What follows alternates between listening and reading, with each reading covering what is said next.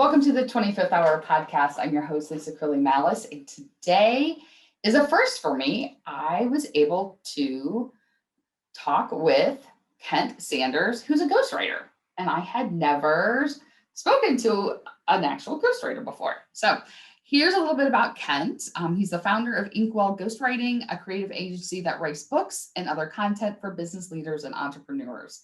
He also hosts the Daily Writer podcast and leads the Daily Writer community. When it comes to time, one of the things that Kent shared was the difficulty of going from, he was in higher education before he started his business. And so that was pretty well structured.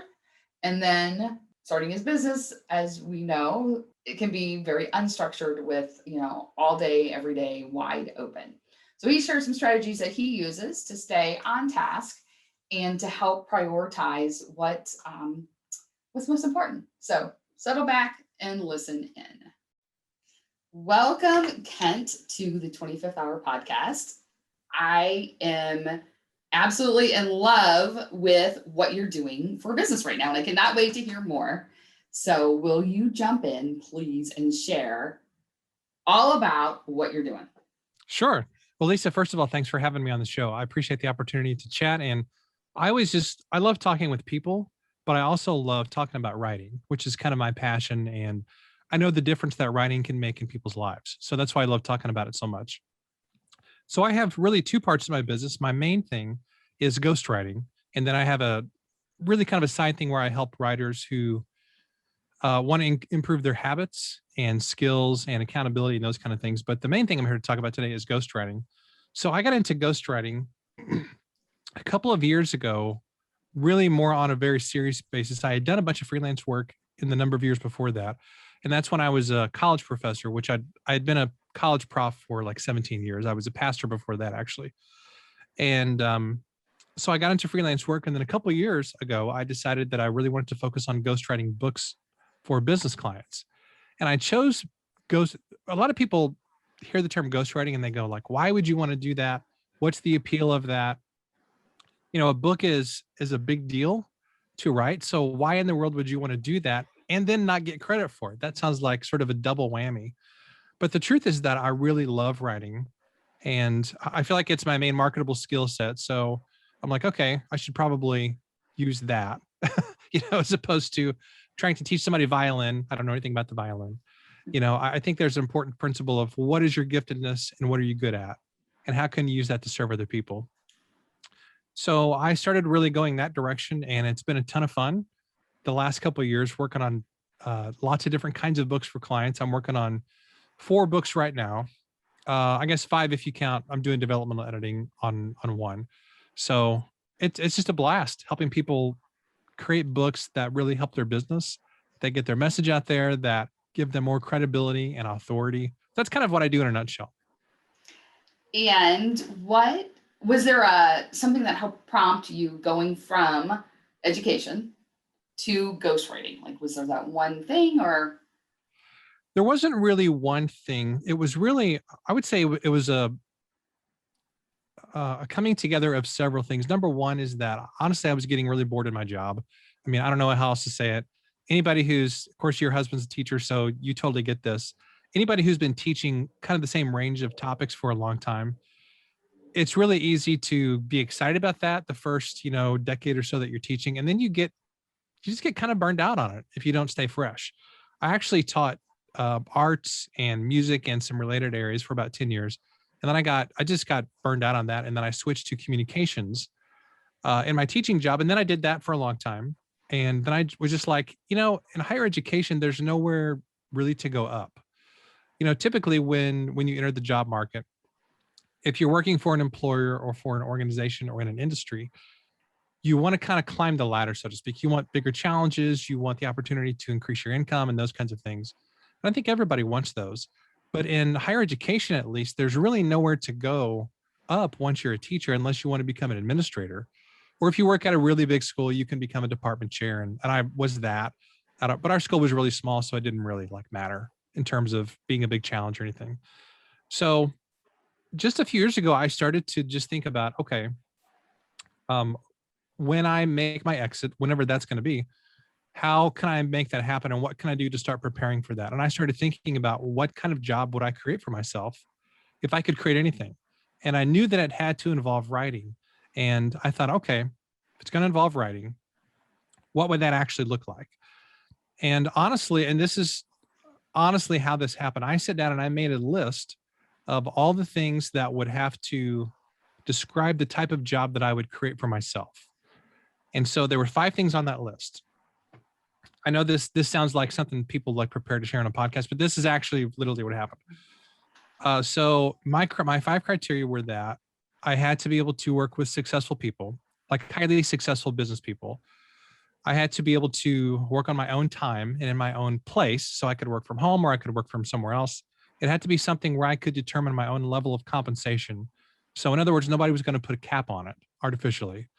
I had to be able to use my writing gifts and well, I already mentioned the one. It was so time, basically time freedom, financial freedom, location freedom. I had to be able to work with successful people, and I had to be able to focus on writing, which is my main marketable skill, and really the thing that I love to do the most, honestly. So with those 5 criteria in mind, I just thought, okay, well, what kind of job fits these things? And there were only 2 things that I could come up with. One was copywriting, and the other was ghostwriting. I love copywriting. I love the art of persuasion and writing copy that persuades people. And I know this is going to sound super geeky, but literally we were sitting on our deck a couple of nights ago, and I'm always looking at marketing copy and those kind of things. So my wife she came outside on the deck we had mosquitoes out there. Well, we still do. Not like they've gone anywhere. Unfortunately. She came out with this can of like Cutter, mosquito spray, and she set it down on the table. She's like, "Hey, do you want some of this?" And I said, "No, I think I'm okay for right now."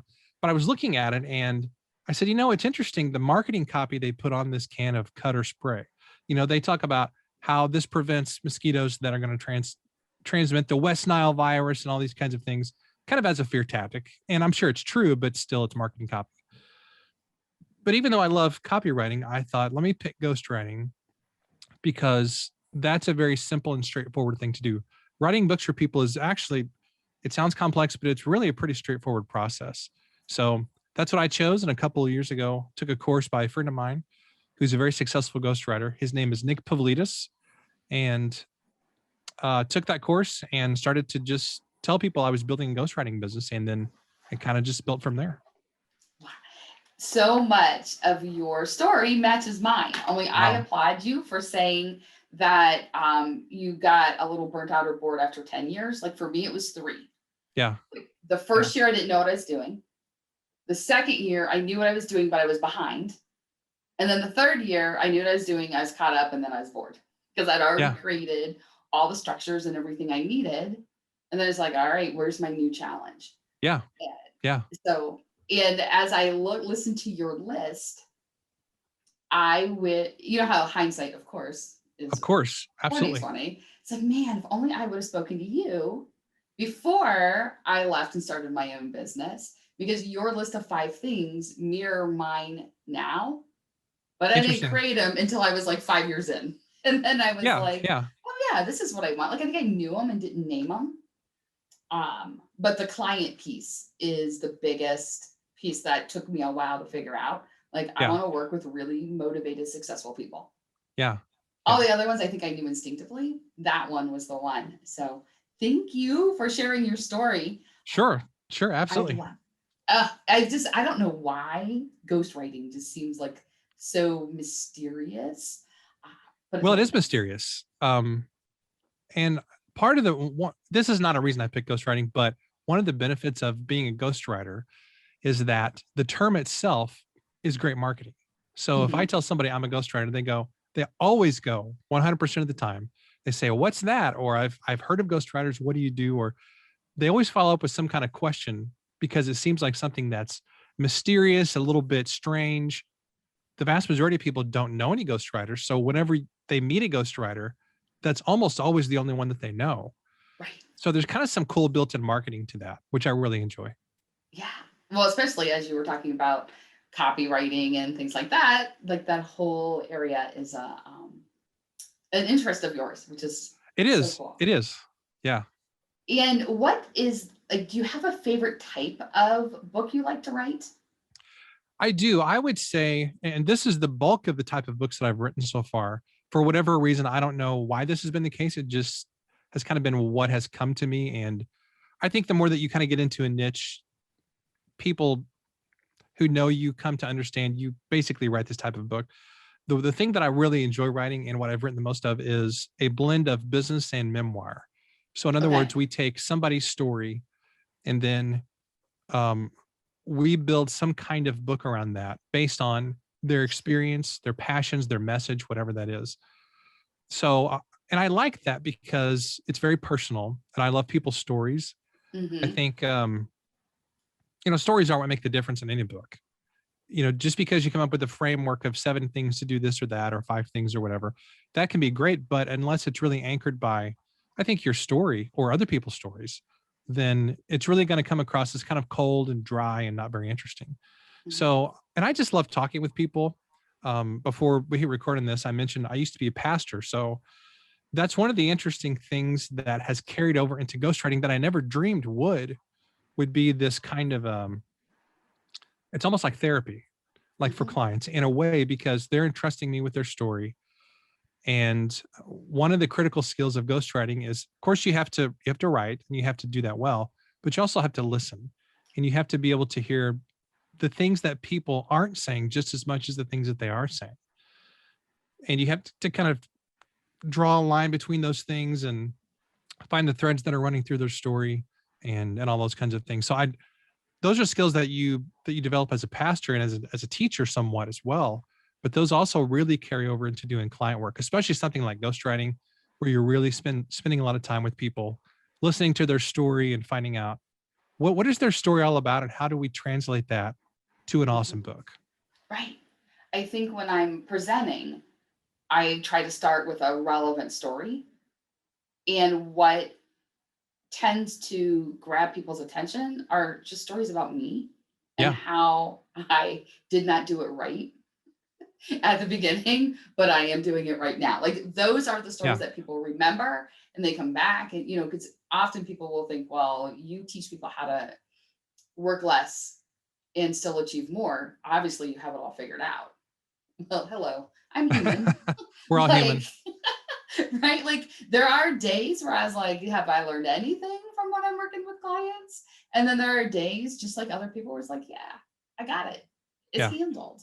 And and there's all that in between. But people learn, I think people learn more from hearing about how it didn't work to how it did work than yep, just straight out, like you said, here are the 5 steps, here are these pieces, here are that. You can Google that. yeah, yeah. That's not, to me, that's not the value of the book. It's the story, it's the human behind the concept. That's what makes a difference. It Mhm. really does. Awesome, awesome. All right, so what piece of, I don't want to say advice, but like if you, here we go. If you could share anything in the world, Kent, with our listeners right now, what is it that you would share? Gosh, there's so many things, and it's honestly hard to nail that down. Sorry, I had to clear my throat a little bit. Gosh, it's so hard to nail down. I would say the main thing related to what I'm doing is just the value of writing a book. I know that sounds cliche. I know it sounds crazy. I know it sounds like something that people have heard a million times before, but I'm telling you, a book, there are a few things in this world that are still magical.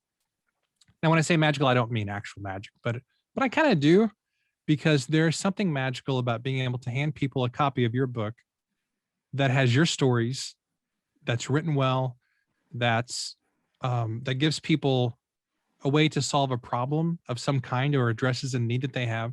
There's something really magical about that, because as soon as you hand people a copy of your book, and I'm talking about a print copy, not just ebook or audio, even though I think everybody should do ebook on audio as well, there's something magical by giving people that copy of your book, because immediately in that person's eyes, your credibility shoots up a ton, because it's hard to write a book. It's challenging. It takes a lot of time. So, I mean, that's why people hire ghostwriters. This isn't a pitch for me at all, but it's just the value of having a book that demonstrates your authority about something. I just think there's magic in that. I know what it's done for me as an author. I know what it does for a lot of other people, and it is totally worth the effort. It's a long process. There's a lot of blood, sweat, and tears, but it's just like building a house. Um, when you build a house, it starts off as a collection of ideas and blueprints and, truckloads of lumber and sheetrock and all that stuff. But then when it's finished, it's like, hey, I've got this really cool asset where I can live and I can invite people to, and I can walk them through the house and we can enjoy it. And that's really what a book does for you. So I've seen how books can change people's businesses and their lives, and also how it gives you the confidence to tackle other bigger things as well. Because once you get through a book, it's like, man, I did a book. Now I can conquer anything. Right? You're like, yeah. Absolutely. And, to circle back to a piece that you had said earlier, other than the credibility and that sense of accomplishment, it's the ability to help solve someone's problem. Mm-hmm. And so many people, or at least clients that I work with, got into business, not because they wanted to run a business, right, but because they were great at a skill. And that skill helped people do something. Yeah, it solves a problem that they have of some kind. It's, of some sort. And that was their motivator. And then they got in and they're like, ooh, better figure out the whole business piece if I want to stay in business. Yeah, sounds like me. Right? I mean, because that was my journey. I was I'll build a website and they will come. And that is not true. No, it's not true. Anyone's wondering, it takes more than that. Yeah. There's Lisa's tip for today. But that idea of I want to help more people, like it's scaling your capacity. Yeah. We have to get over ourselves. Yes. I mean, to me, that's what it comes down to is it's, we all want to help people, but there have to be certain structures and systems in place for you to be able to do that, including, the stuff very few of us like to do, the accounting piece of it and the website stuff and the email newsletters and all those kinds of things. But those are all in service of people. And I think our desire to serve people and to help people has to be greater than our resistance to all those things that we really don't want to do, right, that we perceive as kind of a hassle. Now, a lot of people like doing those things. God bless web designers and copywriters. Yes. And accountants. Those are the unheralded heroes of the business world because they allow all the rest of us to do what we do and not have to mess with that stuff quite as much. Right. So, yes, absolutely. Sticking in your zone of genius, which is what you had mentioned earlier. Yeah. Like, what were you really good at? It's your zone of genius. Yeah. All right. So as we're talking about helping people, of course, I'm going to speak for you for this moment and just say that you would like to help more people. I would, of course. Right. As would I. And to do that, it means that you need to be able to accomplish everything that you want to accomplish each day because it's setting you towards that goal of being in service to more people. Yeah. And it's not always easy. Like there are days, I can speak from experience, where it doesn't all go according to plan. And so what would you say, Kent, is something that stops you from getting everything you want to get accomplished? I would say that there's a couple things. Number one is if I don't have a plan for my day, then everything goes off the rails before noon. And I don't mean that there's some kind of disaster or I've done something stupid, but I'm a task-oriented person. I think, sometimes our greatest skills and our greatest gifts are the things that can derail us too if we don't keep them in check. So for me, literally already this morning, I have, this is going to sound so silly and juvenile, but I keep a stack of index cards and some of these little half sheets of legal pads. I'm constantly writing on these. I'm shocked I haven't written anything down yet this interview because I always have things that pop into my head like, oh, I got to do this. I got to take care of this. I got to remember to do this. And so I have this index card with just a few notes on it that I made just in the last 45 minutes of like, oh, I got to remember to do this today. But the problem with having your own business is that there's so many things that you can potentially be doing that you fail to achieve the things that actually drive income and revenue and that are the most important. And because I'm a very task-oriented person, I find pleasure in checking off those little boxes like, oh, I got this done. But it's really easy to get to the end of the day and be like, oh, I didn't do the most important thing. It would be really easy for me to focus on messing with my website or messing with my email list or answering a bunch of emails, and then get to the end of the day and go like, oh, I didn't do my client work that I needed to get done, that they actually paid me for. So for me, I think a really important thing is figuring out how you want to spend your time each day, and then having the discipline to follow through on that. Because man, we live in a distracted world with social media and email and all kinds of things. So for me, that has been really, really important. And the other thing, and this is something I'm just honestly now getting restarted on with my journey, is health and fitness and eating better. My wife has been a godsend in that regard because she is always eating healthy. She runs every night. She's very energetic, and I just have always kind of not paid much attention to it. But I've really started to do that the last few months more, and been running some races and 5Ks and training for a half marathon right now, and those kinds of things. And it makes a big difference. It really, really makes a big difference in my energy level and my attitude, and my clothes fitting, those kinds of things. Right. Yes. So I don't enjoy doing any of these things, being disciplined and not having cheeseburgers all the time and Cokes and all that stuff. But it does help. It really does help. And to circle back to the part where you were talking about checking off the box, also very task oriented. And what I'll share with clients is majoring in the minors doesn't move you forward. And That's a great point. Busyness doesn't equal business. And That's so a really good point. flipping it back to what is the most important thing. So you had talked about identifying, what, client work or setting up on your index card, what are the things you want to make sure you accomplish today? And then you mentioned discipline. Then I have to be disciplined to do it. Discipline's hard. It is hard. I always think of discipline and willpower as a battery. It's fully charged, which is what you're doing with exercise and health and, those things, but it does wane throughout the day, throughout the week. Like I'm like, hey, I can be massively disciplined Tuesday morning.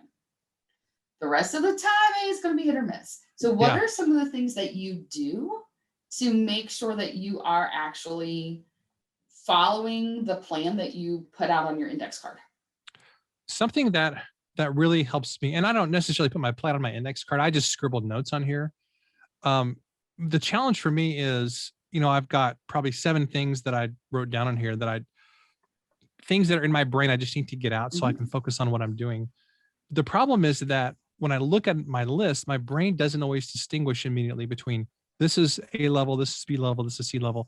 I just see a task that has to be completed. So I have to be really intentional about, okay, this is something that drives revenue and client work and all those kinds of things. Whereas this is something that I feel like I need to do, but it doesn't really matter that much. It's just another task. So the thing to answer your question, the thing that really helps me more than anything else is thinking about my week and my days before they happen. So I sit down at the beginning of the week and I plan out, here's how I'm going to strive for using my time this week. Here's like the big projects I need to work on. Here's the client work I need to get done. So like, for example, this week I know I have 2 chapters of a client book I've got to revise and 2 more I've got to draft by Friday night, because I promised this client I would send those to her by the end of the week. So I've got to get those done. That's going to be my Friday project. Tomorrow I've got some things to do for my daily writer group. I've got my podcast stuff I've got to create. That's going to happen tomorrow. So I've got those things already blocked out on my calendar, which to me really, really helps a lot, because then I kind of know this is what I'm going to work on during the week. This is about how much time I'm going to allot for this. I know that sounds like a super simple thing, and that is not new to anybody at all. I think most productive people try to do those kinds of things. But for me, it has been a revolutionary step, because I come from the academic world where your schedule is all created for you, basically. Right. So now you have to be more intentional about, here's how I'm going to spend my time, at least how I think I'm going to spend it. It never really goes according to plan exactly, but that's okay. Right. I think just having a plan is really helpful. Yeah. And you made a great point about, and coming from an education background myself, like I always thought of my day in 42-minute blocks. Like 42 minutes, 4 minutes off, 42 minutes, 4 minutes off. Like that was how my world was for years. Yeah. And then Yeah. all of a sudden to own my own business and have like all day, every day at my You're like, oh, disposal, what do I do? right? I'm looking around going, Right, exactly. So then it was list after list after list that I could just go do, and then not really move forward. yeah, And, and as you said, it seems so simple. I think most things in life that you're trying to accomplish can be simple. yeah. Like, I think we can just sit back and allow it to be easy. And so many people don't get the bridge that you did about taking it from the list, whether it be in your head or on paper, and putting it into the calendar. And Yeah, so, it's a challenge. well, So it's what I easy to jump into magical thinking. Like, yeah, I have 5 hours on Friday, and in that 5 hours, I will do 27 hours of work right, because I right. have said so. And I have not yet looked to see how long are all these things actually going to take. Yeah. And so Yep. it's a great strategy. One of my So favorite. One of my favorite. what I actually do is typically I do this on Sunday nights. I should really do it on Friday afternoons, but I haven't quite gotten there yet. But I print off my calendar. Literally, I print it off because you could do stuff digitally, but there's something still really important about Mhm. tactile writing on Yep. paper. I block out literally times on a paper calendar and I write down, here's 5 hours for this, here's 4 hours for this. Those are my estimates. But that really helps me to know, okay, I can't screw around with messing with my email or with my website lead magnet at the time when I should be working on this client stuff, Mhm. because the client stuff that's a level. The lead magnet is important, but that's not a level because that doesn't have to get done. And that's not something somebody has paid me for. So I've got to actually focus on the work that they're compensating me for. Ah, absolutely. So let's say the plan works, even if it's not exactly how it was developed on paper, but it works. And you've been able to create for yourself this idea of a 25th hour. Mhm. Everything fell into place. You have extra time, quote unquote, in your day. What do you like to do with it? It depends on if it's extra time in my workday or extra time period. So how would you define that? Is it one or the other, or do I get to pick? You can answer both if you'd like. Okay, I'll answer for both. If it's an extra hour in my workday, I would probably spend it reading, which I know is probably a counterintuitive answer, but I find that all things being equal, I tend to push off reading and personal growth and learning, taking courses to the end because that never ever seems urgent. But Mhm. but when I do it, and I do read all the time, by the way, but I'm not always as structured as I should be with it. Whenever I read something great, it always just prompts the creative juices in my mind, gives me new ideas, it refreshes me. It's like magic. Again, books are magic. Mhm. Whether you're writing your own book or whether you're reading other people's books, that can really help you. They're like magic dust. So I would probably spend it reading, honestly. If Okay. it's for personal time, I would probably do something similar to like what we did last night. Um, all my family was home yesterday. Of course, my wife she was off yesterday, and my son was not working last night. He's 17, and he works at Penn Station Subs a few evenings a week, but he was off. So I said, "Hey, let's go do something fun." And this is going to sound very, very silly, but my son and I have recently gotten into gourmet sodas. Now, I drink the sugar-free stuff, but he loves odd flavors, strawberry, kiwi, and all kinds of stuff. And so we went to a local kind of a high-end grocery store. We don't usually get groceries there. We usually go to like Schnucks or Aldi's or something like that. But we went to this sort of high-end store near our house, and we were like, let's go pick out some fun sodas. So we went and did that, and just kind of walked around the grocery store for a while, and then we stopped somewhere else. I forget where, and it was just kind of like a silly, fun family thing. But we love that stuff, just going out as a family and doing fun things. So if I had extra time personally, I would probably do something with my family. Nice and spontaneous. Oh Yeah, my gosh, spontaneous. yeah, Thank you. yeah. It was in there. It just wasn't quite coming out It's all exactly how I good. It's all wanted it good. to, right? And as you're talking soda, I have just realized like I like cream soda and have not had it in ages. Like I don't drink soda, I drink water. And that will be on my list That is so Oh, funny. This is what I got last night. It's a diet cream soda. I love it. oh my gosh. Yeah, it's Fitz's. Fitz's is it's a bottling company here in St. Louis where I live, and Mm-hmm. their stuff is really good. But it's hard to find diet cream soda. Like you Yeah. can't go to a convenience store and find that because it's like cream soda is a very niche thing, but diet cream soda is even more niche. But I Right. was lucky to find that. So yeah, it's good stuff. Oh, look at that. Because we're gonna head on vacation, and usually I'll get one. I'll have a soda on vacation just because. And so it's Oh totally gonna be yeah, that it's one. it's good. You got to treat yourself once in a while. All right. So this has been wonderful, Kent. Thank you for spending the time and having a conversation. I know that Thank you. when you say yes to this, that means you said no to something else. So thank you for saying yes Absolutely. to jumping on the podcast. How can people best get a hold of you? Best ways to go to my website, kentsanders.net. I've got info there. I'm in the midst of redoing all my website stuff, so but everything there is still very much me. I'm transitioning really over to more of a ghostwriting emphasis there and some other things. But my website, you can get a hold of me, of course, on Facebook. Just type in Kent Sanders, and you'll find me. And I'm on Instagram as well, not super frequently, but I'm there and I check messages. And I'm just at Kent Sanders, and LinkedIn as well. So you can search for me any of those places and find me pretty easily. Perfect. And we'll put all of those in the show notes for those of you listening. You can Cool. just click right on the link. Anything else you want to end with before we close out? I would say if I was just going to end with one simple thing, it would be write that book that you've always wanted to write. You don't necessarily need a ghostwriter. You can really do it. Just sit down and think through what you want to say to the world, develop an outline, and start writing. And you know, hire a great editor. They are magical. Good editors absolutely work magic. They will make your work so much better. It's amazing. So yeah, write that book you've always wanted to write. It will literally change your life. Great advice. Thank you. Thank you. Thank you. Thank you for being on the show today, Ken. Absolutely. Thank you. It's totally my pleasure. How'd you like it? What was your biggest takeaway from our conversation? I would love to know.